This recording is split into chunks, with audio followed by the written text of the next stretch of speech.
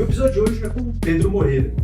O Pedro começou a carreira como banker, como investment banker lá no Deutsche Bank. Então, o Pedro estava no Deutsche Bank e eu entrei no Deutsche Bank e a gente se conheceu. Isso foi em 2000. Logo depois ele saiu para fazer M&A na Ambev. E da Ambev ele foi para a Cofra, para a CIA, para a Walmart, para a Vivara, para a Cenova, para a Lynx. E hoje ele está na Emerging Cold Latam. Exato, perfeito. Tá bom, depois de passar pelo Growth Capital Partners. Então ele começou como banker, teve uma vida de financeiro, chegando a CFO, e depois ele foi para fundos. Então, estamos aqui hoje com Pedro Moreira, seja bem-vindo. Muito obrigado, Secreto. Estou muito empolgado que você está aqui, por ter mais uma pessoa da nossa panelinha do Deutsche Bank, e eu vou gabaritar. Né? Tem duas pessoas que falaram que o banco não deixa vir. Aí eu já encontrei a solução, Pedro. A gente vai colocar eles numa sala escura, com aquela luz de baixo para cima, e a gente vai colocar aquela vozinha, né, que... E aí você pode entrevistar. Ninguém vai saber quem é. Acho uma boa saída. Mas você pode estar aqui, muito Posso estar obrigado. aqui, eu que agradeço pelo convite. Pedro, a sua carreira é incrível, né? Banco, CFO, um monte de experiência em varejo, e hoje você está em fundo, fazendo transações, fazendo a diferença em várias empresas. A primeira pergunta para você é: como você tomou a decisão de sair de investment banking? Porque olha a minha posição. Eu demorei tanto para conseguir uma posição em investment banking, num banco internacional, estava na minha carreira dos sonhos. Poucos meses depois, você... Tchau, fui. E fui embora. Falei, esse cara tá largando isso aqui, não é possível. E aí você foi fazer MBA na Ambev. Como foi tomar essa decisão? Não foi uma decisão fácil, né? Na verdade, eu comecei em banco, né? Meu pai sempre foi de banco, então eu sempre me espelhava. E a nossa diferença de idade não era grande, né? Então banco sempre quis trabalhar em banco, ponto. Desde sempre. Aí me formei na faculdade, vamos dizer assim, minha faculdade não era first year. O que você estudou? Eu estudei administração, mas na PUC. Na PUC. Né?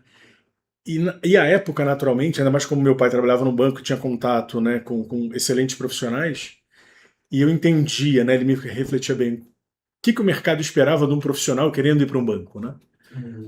Então, e na faculdade você vê que tem uma série de gaps, tanto é que era uma frustração muito grande que eu tinha, porque eu comecei a trabalhar muito cedo, que eu falei, vou tentar tirar a diferença de ter um stamp first year de uma que não é first year, apesar de ser boa, trabalhando no mundo prático. Né? Então eu comecei a contrastar muito, eu não vejo isso no meu dia a dia e tá na faculdade e tal. Então eu procurei focar muito no lado prático. Então eu comecei a trabalhar muito cedo, no segundo ano eu estava à noite, então sempre trabalhando o dia inteiro. Você chegou até lá com meu pai? Não. Aí eu participei de um programa à época do Deutsche, que eram 2 anos, né?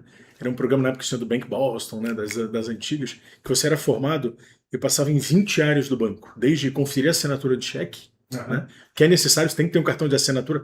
Isso nos salvou de uma transação que a gente estava fazendo, uma securitização. 2 dias antes do fechamento da transação, a gente não tinha nada do cliente que iria poder no dia assinar autorizando o fechamento da transação. Então são detalhezinhos, mas que no todo fazem muita importância. Então eu procurei correr atrás para cobrir esse gap, e à época, sorte, eu participei desse programa do Deutsche, e o Deutsche abriu a área de investment banking, e eu consegui ser alocado nessa área. Então você fez parte do primeiro time de investment banking do Deutsche Bank? Fiz parte do primeiro time de investment banking do Deutsche. Que ano foi isso? 96. Então, me explica melhor. Você entrou no Deutsche que ano? Eu entrei no Deutsche em 94 como trainee. Como trainee em 94. E aí você ficou 2 anos... 2 anos no programa de trainee. E aí você veio compor o primeiro time de investment banking. Compor o primeiro time. Esse programa de trainee, basicamente, no final, a gente tinha aulas teóricas também, o que era muito bom na Câmara Alemã. Sério? Então tinha aula de matemática financeira. Que era lá do lado do Deutsche Bank. Exatamente. Toda semana, 5 horas de aula, contabilidade, assim, muito técnico. E tudo que a gente aprendia em tese, a gente vinha na prática no Deutsche, no banco, né? E a gente rotava em 20 áreas diferentes. E no finalzinho, como abriu essa área, e aí volta no link com meu pai, era o que eu queria fazer. Então, um pouco antes do término desses meus 2 anos, eu pedi para não ir numa das áreas, que era o Asset Management, e eu pedi para ir para o IB. Então eu fiz os últimos 3 meses junto com esse grupo. E quando eu passei no programa, né, a minha proposta, a minha offer foi para continuar no grupo. Que legal. Claro que lá atrás não era o IB como a gente conhece a IB, era alguma coisa um pouco mais rudimentar, mas foram os primeiros passos. Exatamente. Era com o Gregório. Era com o Gregório. Gregório Stucker era um. O Fabian entrou lá depois, aí teve o Matthias Mentzing.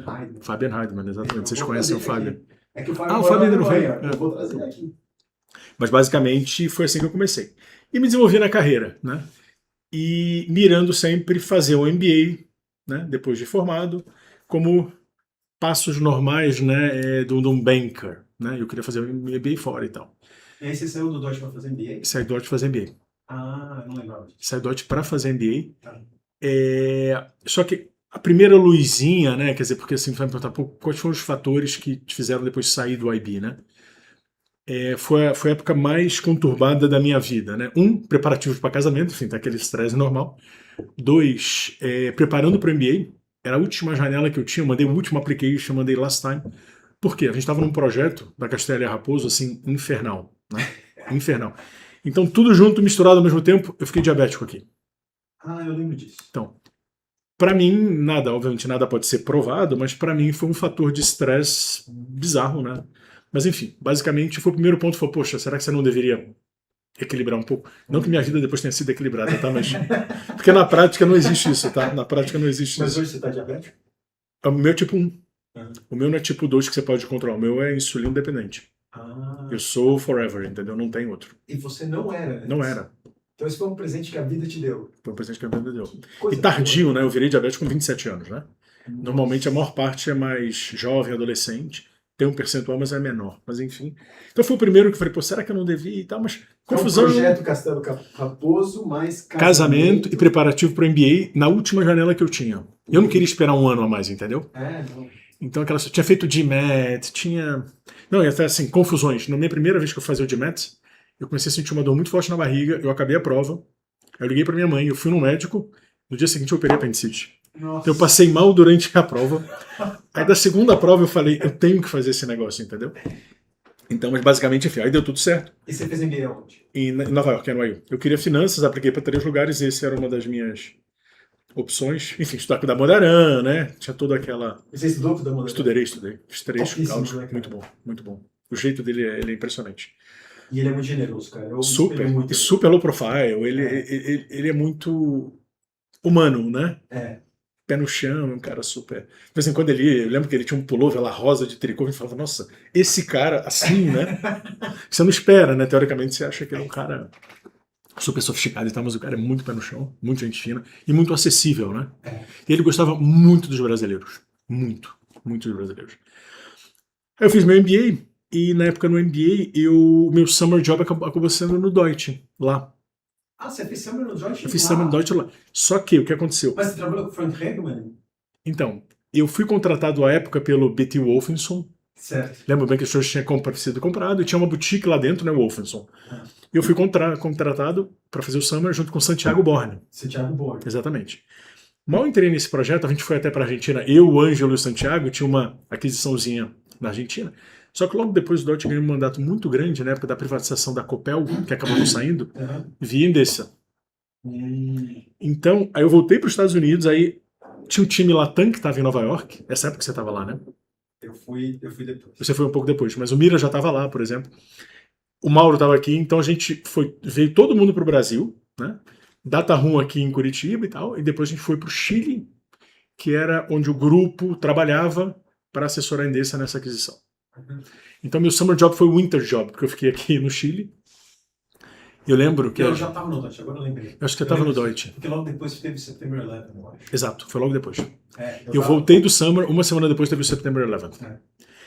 E nesse período, então assim, eu fui contratado pelo B.T. Wolfenson, eu meio que sumi de lá, entrei no grupo Latam, eu não tinha sido contratado pelo Latam de fato para fazer o summer, mas eu fui alocado no projeto Latam porque precisava de mão de obra. Entendi. E o B.T. Wolfenson fazia doméstico. Eu falei, putz, eu doméstico não agrego muito. E tinha um time gigante de candidatos lá, de summer MBAs lá. E eu falei, putz, deixa eu ir para a Latam, porque Latam eu conheço, a gente tá lá, a turma tá lá, e era um projeto muito grande, né? Putz, eu lembro que a gente passou, sem exagero, acho que foram 6 semanas no Chile, com um dia off. Eu lembro disso. Um dia. Eu lembro disso. Um dia. Então assim, né? Aí começou essa história, né? Build up um pouco. Aí, né? Tinha lembrado de antes, da Javete e tal, mas enfim. Aí voltei para os Estados Unidos, no Summer, e eu lembro na época que eles decidiram fechar a Latam, logo depois, na época de proposta de. Que foi em 2001, né? É. Foi em 2001. Aí eu não recebi proposta e a Ambev me contratou para fazer M&A. O que eu ponderei um pouco, né? E um pouco da minha experiência lá no MBA, conversando com pessoas diversas, né? O grupo é bem diversificado, né? Claro que nos Estados Unidos, até voltando um pouco, quando você vai fazer summer job, o que você faz, né? Você precisa mandar para os lugares que você escolheu ser um candidato, começar a conversar com as pessoas de todos esses lugares para mostrar seu interesse, que você conhece. Então você tem, sei lá, 4, 5 bate-papos antes de você, de fato, ser chamado para concorrer para a vaga. Você conhece gente abessa no mercado inteiro, né? Então, quando eu comecei a avaliar um pouco isso, e conversando com pessoas que tinham vindo do, chama assim, de mundo real, né?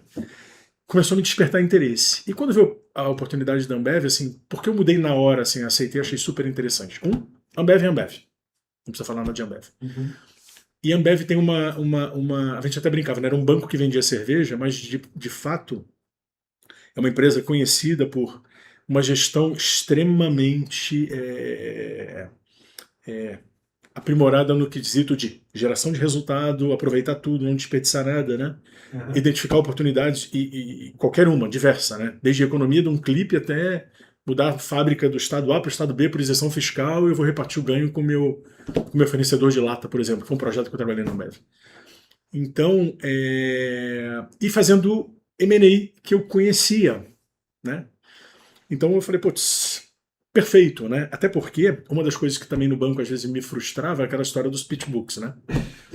O que a gente trabalhava, né, com ideias mirabolantes e tal, ia bater na porta, às vezes o cara assim, interessante, mas não quero. Ou então, muitas vezes eu já tive situações do cara falar, do cliente falar, pô, mas eu não pedi para nada disso, eu não quero nada disso, né? E a gente tinha perdido muito tempo, né? Então, um pouco claro, faz parte do trabalho, faz parte agregar valor. Eu trabalhei 3 meses no pitchbook, a gente chegou lá, o cara falou, a gente vai anunciar essa transação daqui a uma semana. Então. Com o Maurício, né? Lembro. Então, quando eu falei, putz, e qual é a vantagem da Ambev? Eu falei assim, aí é uma questão da diferença, né, do mundo, né? Quando você está num banco, o seu cliente é externo. Quando você está numa empresa, seu cliente é interno, né? E você precisa de toda a estrutura para você poder deliver para o cliente interno. E a Ambev é muito pragmática, né? E isso tudo eu percebi, eu entrevistei à época com, na época, o diretor de RH, o Ricardo, entrevistei com o Magin, que era o presidente, entrevistei com o Felipe Dutra, né? E basicamente isso foram só 3 entrevistas, mas eu percebi assim, muito pragmatismo. M&A se faz sentido, se não faz, não vamos perder foco, né? E muita análise estratégica de para onde a gente vai, como a gente vai, né? Aí por isso que eu tomei a decisão, eu falei, poxa, eu vou estar mais perto do mundo real, né? Que meu interesse começou a ser despertado durante o MBA, sendo totalmente sincero. Aí eu potencializei isso com, será que eu me matei lá, né? E talvez eu tivesse, em termos de saúde, um pouco melhor do que eu estou hoje, né? Questão de life balance. Mas depois, como eu falei, depois life balance não muda. Até hoje eu trabalho mais do que antes até. Mas brincadeiras à parte, mas se você tem... eu tinha esses questionamentos. Aí quando apareceu a Ambev para mim foi a transição perfeita. Eu não sei se eu teria conseguido ir direto. Claro, teria ido, mas eu acho que teria sido um pouco mais traumático, né? Direto do banco para uma empresa, por exemplo, né? Porque a Ambev está no meio do caminho, né? E para mim lá foi um learning curve sensacional, porque chegou, tá bom, tinha um projeto, tá bom, você tem que fazer um valuation de alguma coisa. Tinha muita coisa pequena in-house. A gente comprava ex-distribuidor da Antártica, então tudo era feito in-house. A gente tinha 3 pessoas fazendo M&A dentro de casa. Tá? E eu precisava da empresa inteira para ter as informações para poder não passar vergonha na frente na época do Felipe e do Magin, apresentando os projetos, né? Então funcionava bem assim. Então, isso tudo fez com que eu tomasse essa decisão de mudar, né? E realmente, quando eu cheguei na Ambev, eu vi, putz, olha a quantidade de detalhes que existe, olha a quantidade de variáveis que são importantes para o negócio, que a gente não desconhece, porque realmente não é o nosso papel, né? Você não está na empresa, você está no banco, né? E sempre tem a dimensão estratégica, né? Que você precisa levar em consideração do que você vai propor também. Então, assim, junta muito o mundo banco, né? numa empresa e também é uma empresa muito ativa, né? Porque esse outro ponto também foi, poxa, mas M&A numa empresa, mas na Ambev é um negócio que você tem toda hora, ou projeto interno, ou fazer assessment. Putz, eu participei no final, a Ambev tinha comprado um pedaço da Quilmes, e a gente tinha uma opção de não comprar o resto, por exemplo. Então a gente fez o reassessment inteiro, né? Sim, vamos continuar com a compra, né? Então foi isso, foi mais perto do mundo real, numa empresa que me permitia, né, na minha visão à época, fazer essa transição, né, do mundo banker para o mundo corporativo, porque tinha muitos elementos dos dois. E aí, quando eu estava na Ambev, que eu vi e falei assim, porra, eu quero mais do que isso, né? Eu não quero só M&A, porque eu percebi que, puta, adoro a área de planejamento, eu gostei da área contábil, então assim, o que eu preciso fazer para virar um CFO? Aí que eu decidi dar o segundo passo. Porque na Ambev, né, enfim, é conhecido, né, pouquíssimas pessoas têm uma trajetória vertical lá dentro. Normalmente, por exemplo, tinha um dos meus pares, o Pedro também, eram 3 Pedros na área, tá? Coincidência. O Pedro foi para a área de marketing. Então, assim, as pessoas, se você tem um bom potencial, eles te pegam e te colocam em outro lugar. E a época, a decisão minha, se foi acertado ou não, não sei dizer, mas eu não me arrependo dessa decisão. Eu queria correr para cumprir os gaps que eu tinha quando eu olhava o CFO sentado lá. Que legal. Né? Então foi por isso que eu comecei meu processo de mudança. E para fechar esse ciclo, no fundo, eu entendi da nossa conversa pré-episódio, você juntou os dois mundos. Eu juntei os dois mundos. Aí eu voltei a juntar tudo. Me fala disso. Que é, assim... Meu primeiro passo para fundo foi na Golf, né? Eu fiquei lá acho que 2 anos e pouco. Saí por causa da Covid e o nosso projeto eu vi que ia demorar e essa oportunidade subiu. Mas, basicamente, num fundo. O que acontece num fundo? Primeiro ponto num fundo. Você tem muita autonomia. Muita autonomia. Tá? Independentemente do cargo. Porque, assim, no fundo também, né? Você tem times muito bons, né? Mas são times muito pequenos também. Só que você tem que fazer muita coisa, né? Você tem que originar o target, você tem que cuidar todo do diligência do cara, né? Você traz o cara para dentro, você faz com que ele se converta para normas contábeis que você quer que ele tenha, etc. E depois você foca em como crescer esse ativo para lá na frente você vender, né? E no fundo junta isso, né? Porque no fundo tem todo o lado de banker, colocando dessa forma, né? De trabalhar no valuation, discutir com o cara, negociar com o cara, chegar no preço que você quer. Aí olhando, né? Só que você também traz todos os elementos que são muito importantes no seu valuation, nas análises que você fez, você garantir que você não está comendo bola em nada, né? Você sabe que a receita que o cara diz que tem, de fato ele tem, porque você conhece contabilmente tudo que tem que ser feito, impostos, principalmente que crédito você pode tomar, que crédito você não vai tomar, o que você monetiza, o que você não monetiza, estrutura de capital, né? Dívida é boa, mas até que ponto? Né? Que tipo de relatórios eu preciso gerar para identificar os KPIs chaves que eu vou trabalhar para garantir que o resultado da empresa seja atingido de acordo com o orçamento inicial que me fez comprar aquela empresa, que eu vejo potencial de crescimento. Né? Então você ajuda o lado, né, de novo, corporativo de fato, junto com o lado transacional. Né? E sempre, né, pensando em fundo, a questão de estrutura capital e estrutura societária é um cunho muito, muito importante. Então você acaba tendo que envolver muita gente, todo mundo o tempo todo, para entregar o resultado que você tem que entregar. Né? Então, assim, para mim, o fundo acaba sendo o melhor cenário. E volto, né? E fundo tem estruturas muito pequenas, né? Repetindo aqui, mas por isso que você acaba se envolvendo em tudo. Eu tenho reunião com advogado para falar de estrutura de capital. Eu tenho reunião com advogado para falar da nova lei fiscal. Eu tenho reunião com advogado para falar dos meus labor claims, que eu não concordo com a revisão dele, entendeu? Então, existe assim, você traz as duas pontas, né? Consolida tudo junto. Muito legal. Se eu fosse resumir, eu falaria, vamos ver se você concorda. No banco, especialmente nos grandes bancos, trabalhando nas grandes transações, a abordagem do banker é muito transacional. Afinal, ele tem que colocar aquela transação em pé, tem que executar aquela transação, precisa fechar, porque se não fechar, there's no payday. Exato.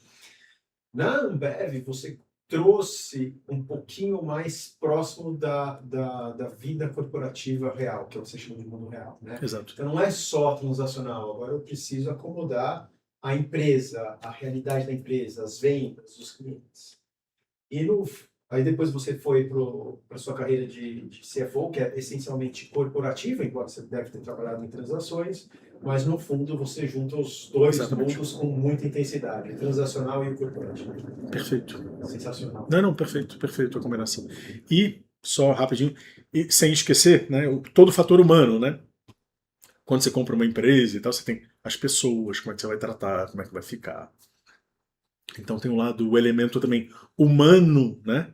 Que num banco você não lida com isso, né? Não. Quando você está numa empresa e mesmo num fundo, né? A gente acabou de fazer uma aquisição agora gigante, né? Do maior player brasileiro, e tem uma equipe gigante, né? E você não pode perder esse pessoal. Então, como é que você garante que assim, você garante que as pessoas não vão ficar assustadas, ninguém vai pedir demissão da noite pro dia, você não desmorona tudo que você comprou. São operações muito complexas. Então, assim, tem um fator humano nessa parte da equação que, se você não souber manter, os impactos, os prejuízos são muito grandes, né? Até que você consegue garantir que ao longo do tempo você vai montando o time com alta performance. Aí volta, aí nesse quesito, né? O approach é igual, né? Nos três, chama assim, né? Nos três mundos aqui, né? Mas o fator humano é um negócio que eu não desprezo, é muito importante. Que legal. Maravilhoso. Talvez você está interessado numa carreira em Investment Banking. A dica que eu dou é: faça o Investment Banking Bootcamp.